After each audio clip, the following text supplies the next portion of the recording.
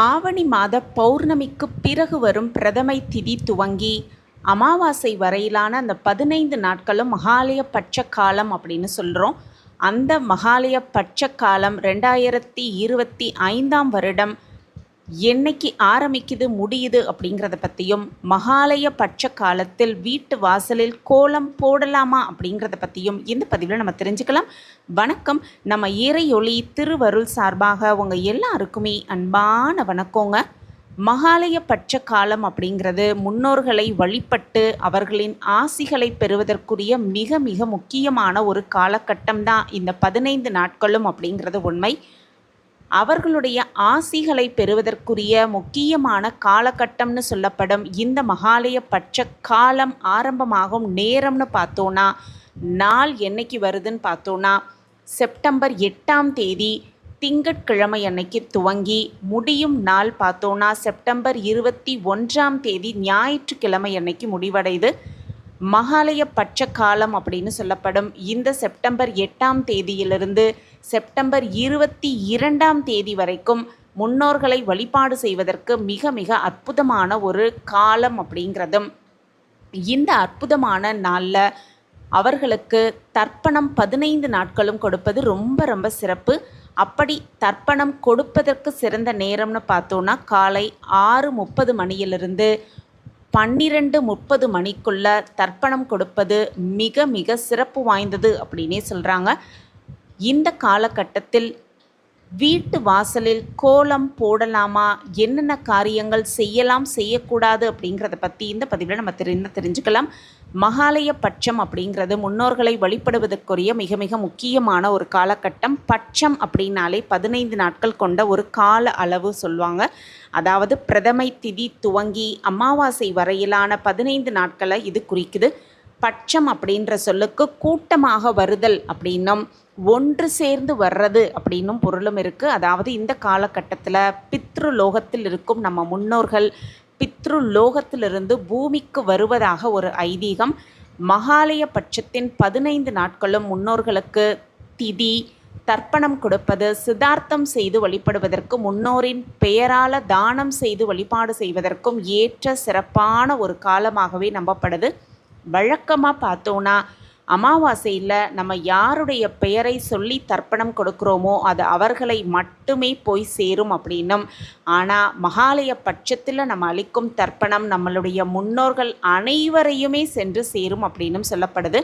அதே போல் இந்த காலகட்டத்தில் அளிக்கப்படும் தானம் அப்படிங்கிறது நம்ம முன்னோர்களே நேரடியாக வந்து ஏற்று நமக்கு ஆசி வழங்குவதாகவும் ஐதீகம். அதனால தான் இந்த மகாலய பட்சம் அப்படிங்கிறது ரொம்ப ரொம்ப ஒரு முக்கியமான காலமாக சொல்லப்பட்டிருக்கு. இந்த 15 நாட்களும் நம்ம செய்யும் வழிபாடுகளால் பித்ரு தோஷத்திலிருந்து மீண்டு முன்னோர்களின் ஆசிகளை முழுவதுமாக பெற முடியும் அப்படிங்கிறதான் உண்மை. இவ்வளவு சிறப்பு மிகுந்த இந்த மகாலய பட்ச காலத்தில் 15 நாட்களும் வீட்டு வாசலில் கோலம் போடலாமா கூடாதா அப்படிங்கிற குழப்பம் நிறைய பேருக்கு இருக்குது. பொதுவாகவே அமாவாசை அப்படிங்கிறதே முன்னோர்களை வழிபாடு செய்வதற்கு ஒரு முக்கியமான நாள். அன்றைக்கு வீட்டு வாசலில் கோலம் போடுவதை கூடுமானவரை நம்ம தவிர்த்து விடுவோம். அதே போல் இந்த மகாலய பட்ச காலத்திலும் 15 நாட்களும் முன்னோர்கள் நம்மளுடைய வீட்டிற்கு வரும் காலம் அப்படிங்கிறதுனால கோலமிடாமல் இருப்பது ரொம்ப ரொம்ப நல்லது அப்படின்னே சொல்கிறாங்க. அப்படி கோலம் போடணும், அப்படி கோலம் போடலைன்னா வீடு அமங்கலமாக தெரியுது, மங்களகரமாக தெரியலை அப்படின்னு மனதிற்கு வருத்தப்படுறவங்க வீட்டு வாசலில் தண்ணீர் தெளிக்கும் பொழுதோ அல்லது தண்ணீரால் துடைத்து எடுக்கும் பொழுதோ அந்த தண்ணீரில் கொஞ்சமாக மஞ்சள் பொடியை சேர்த்து அந்த கோலத்தை போடும் பொழுது அந்த தண்ணீர் மஞ்சள் பொடி கலந்த மஞ்சள் தண்ணீரை தெளித்து கோலம் போடாமல் இருப்பது ரொம்ப ரொம்ப சிறப்பு. மஞ்சள் பொடியை சேர்த்து நம்ம தெளிக்கும் பொழுது வீட்டுக்கு ஒரு மங்களத்தை கொண்டு வந்து ஒரு சேர்க்கும் அப்படிங்கிறது உண்மை.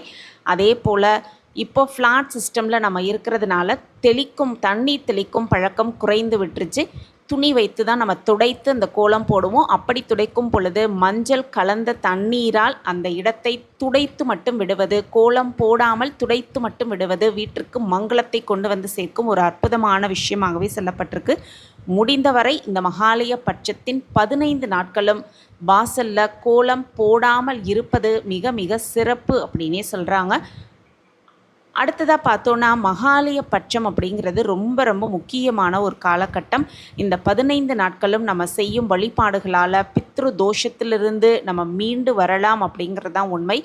மகாலய பட்சம் அப்படிங்கிறது புரட்டாசி மாத அமாவாசைக்கு முந்தைய 15 நாட்களை குறிப்பது தான் இந்த மகாலய பட்ச காலம் அப்படின்னும், இந்த நாட்களில் செய்யப்படும் முன்னோர் வழிபாடு குடும்பத்தில் ஏற்படும் துன்பம், சுப காரிய தடைகள், பொருளாதார இழப்புகள் இது எல்லாத்தையுமே போக்கி சுபிக்ஷத்தை உண்டாக்கும் அப்படின்னும், மகாலய பட்சத்தில் மட்டும் தெரியாதவர்களுக்கும் இறந்து போன அனைத்து உயிர்களுக்கும் தர்ப்பணம் கொடுப்பது ரொம்ப ரொம்ப சிறப்பான ஒரு விஷயமா சொல்லப்பட்டிருக்கு. இந்த ஆண்டு செப்டம்பர் 8ஆம் தேதி திங்கட்கிழமை மகாலய பட்சம் ஆரம்பமாகுது. செப்டம்பர் 21ஆம் தேதி ஞாயிற்றுக்கிழமை அன்னைக்கு மகாலய அமாவாசை வருது. ஒரு வருடத்தில் வரக்கூடிய மிக மிக முக்கியமான அமாவாசையில் இந்த மகாலய அமாவாசையும் ஒன்று. அதோடு இந்த ஆண்டு மகாலய பட்சம் திங்கட்கிழமையில் துவங்குவதும் மகாலய அமாவாசை ஞாயிற்றுக்கிழமையில் அமைவது ரொம்ப ரொம்ப விசேஷமாக சொல்லப்பட்டிருக்கு. திங்கட்கிழமை அப்படிங்கிறது சந்திரனுக்குரிய நாள். சந்திரன் தாய் வழி உறவுகளுக்கான கிரகம் அப்படின்னும் சொல்லுவாங்க. அதே போல் ஞாயிற்றுக்கிழமை அதிபதியான சூரியன் தந்தை வழி உறவுகளுக்கு காரணமான கிரகம் அப்படிங்கிறது நமக்கு தெரியும். அதனால் இந்த ஆண்டு மகாலய பட்சத்தில் விரதமிருந்து முன்னோர்களை வழிபாடு செய்வது, முன்னோர்களுக்குரிய தர்ப்பணம் போன்றவற்றை கொடுப்பதும், தாய் அது மட்டுமல்ல தந்தை வழி முன்னோர்களால் ஏற்பட்ட சாபங்கள், தோஷங்கள் இது எல்லாத்தையுமே நீக்க உதவும் அப்படிங்கிறது தான் உண்மை. அதே போல் மகாலய பட்ச காலத்தில் பசு மாட்டுக்கு அகத்திக்கீரை கொடுப்பது, முடிந்தவரை தான தர்மங்கள் செய்வது, உணவு கொடுப்பது, வாயில்லா ஜீவன்களுக்கு உணவு அளிப்பது, ஏழைகளுக்கும் வயதில் முதியவர்களுக்கும் உணவளித்து பராமரிப்பது, அவர்களுக்கு தேவையான உதவிகளை செய்வது இது எல்லாமே மிகப்பெரிய புண்ணியத்தை சேர்க்கும் அப்படின்னும், மகாலய பட்சத்தின் இந்த 15 நாட்களுமே முன்னோர்களுக்கு தர்ப்பணம் அளிக்கலாம் அப்படின்னும், ஒரு வருடத்தில் கொடுக்க வேண்டிய 96 தர்ப்பணங்களில் மகாலய பட்சத்தின் 15 நாட்களும் கொடுக்கும் தர்ப்பணமும் அடங்கும் அப்படிங்கிறது தான் இந்த மகாலய பட்சத்திற்குரிய சிறப்பு. தை ஆடி மாத அமாவாசை போல புரட்டாசி மாதத்தில் வரும் மகாலய அமாவாசையிலும் அதற்கு முந்தைய 15 நாட்களும் முன்னோர்களுக்காக வீட்டில் தினமும் விளக்கேற்றி வைத்து வழிபடுவது மிக சிறப்பான பலனை பெற்றுக் கொடுக்கும் அப்படிங்கிறதுல எந்த ஒரு சந்தேகமே இல்லை. தினமுமே மதியம் சமைக்கும் உணவை முன்னோர்களுக்கு படைத்து நம்ம வழிபாடு செய்தாலே போதுமானது. தனியாக இலை போட்டு தினமும் படையலிட வேண்டும் அப்படிங்கிற கட்டாயம் கிடையாது. நமக்கு சமைக்கும் அந்த உணவை முன்னோர்களுக்கு வைத்து வழிபட்டாலே முன்னோர்களின் பரிபூரண ஆசீர்வாதத்தை முழுமையாக பெற்றுக்கொள்ளலாம்.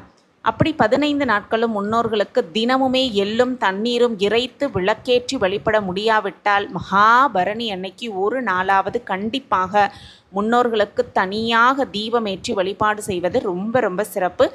இந்த மகாலய பட்ச காலத்தை தவறவிடாமல் இந்த வழிபாடு செய்து முன்னோர்களின் பரிபூரண ஆசீர்வாதத்தை முழுமையாக பெற்றுக்கொள்ளலாம். சகல சௌபாக்கியத்தோடு வாழலாம்.